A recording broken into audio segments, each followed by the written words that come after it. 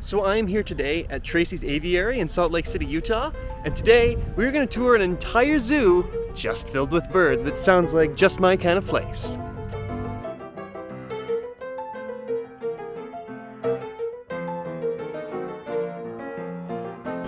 So I must disclaim, I have been here once before. It was in 2020, and like everything that happened in 2020, it was a little fuzzy, and probably wasn't the same experience as I'm about to get now, but I liked it enough to come back, so let's just see if I remember it as being as good as I remember. So right here is the parrot exhibit, and we got a parrot macaw right up here.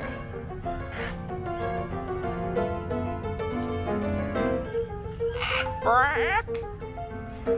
Come here, buddy! Come here! I'm a little disappointed. He's the only bird I see in there. It must be kind of lonely being the only parrot in the parrot exhibit. Do I hear peacocks? I finally found one. Hello. Hi. Hello. So when I was a kid, I used to have peacocks.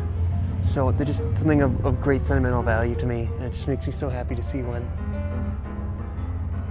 I used to have 6 of them, but unfortunately I really couldn't take them with me after I went off to college, so this makes me kind of sad, but obviously I love the world's most beautiful bird. So touching.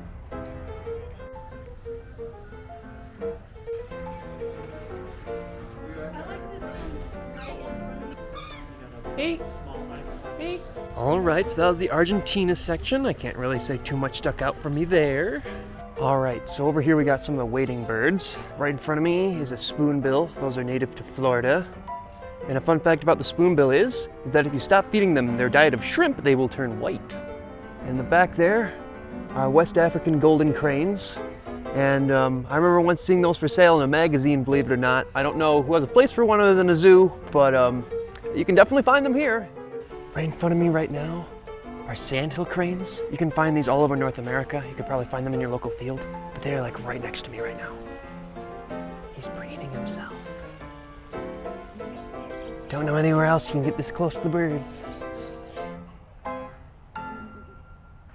Hey, buddy. Hey. Every single species of parrot is native to the tropics, except this one from New Zealand known as the Kea. They have really, really, really strong beaks, and they're known to pretty much tear apart cars, fixtures, and break into people's houses.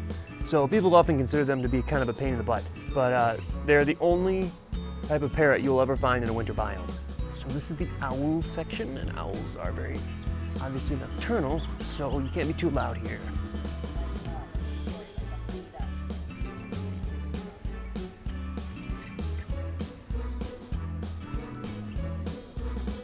Alright, so this section behind me is known as Treasures of the Rainforest and is a climate-controlled environment, but they have all these birds roaming around free and wild. Let's check it out. I think it sounds pretty cool.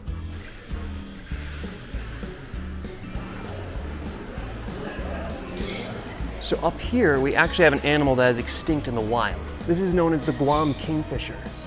So the brown tree snake was introduced to the island of Guam in the 20th century, and unfortunately, they had no adaptations to be able to ward off the brown tree snake. So it actually drove these animals to extinction. All of the kingfishers left are all in zoos like this. So I am very glad that Tracy Aviary has these Guam kingfishers, because I'd say it's a very sad thing these beautiful little orange birds are now extinct in the wild, because I'd rather have those around instead of freaking snakes.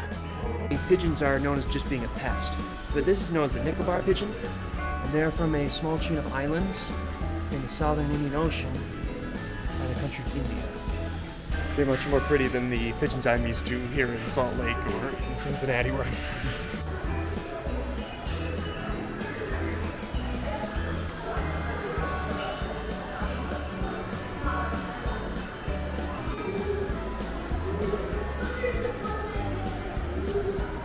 So I really liked seeing all those birds right in front of me, like just how they're all in an open environment, and once you really sat down and looked for them, like they were all over. I really enjoyed that. I think that was probably my favorite part of the aviary so far.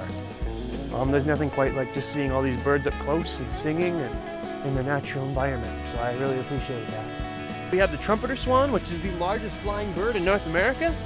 Unfortunately, I really don't like swans, and they actually really scare me. because I know most people hate geese, but geese can't ever seriously hurt you. These guys can, and I can put some links to some stories below, but they can be dangerous animals. So don't mess with a swan. So this is the South America Pavilion, and it's a mix between indoor and outdoor. Although the animals do have enclosures indoors, they also have little outside runs. As you can see this particular bird right here. He's enjoying the outdoors.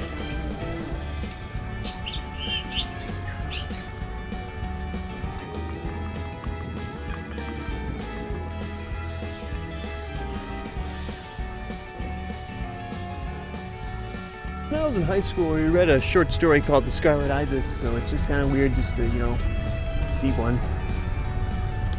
They're definitely scarlet up close. Dang, they're not from around here. The one thing I will say about Tracy Aviary is it's not really a passive experience. It's not like a museum where you just walk up to a display. I mean, sometimes these birds are hiding, or maybe you just need to come back later, so it's a lot more interactive than that. But for the $15 admission, I'd say it's pretty good for some entertainment if you're just willing to look around.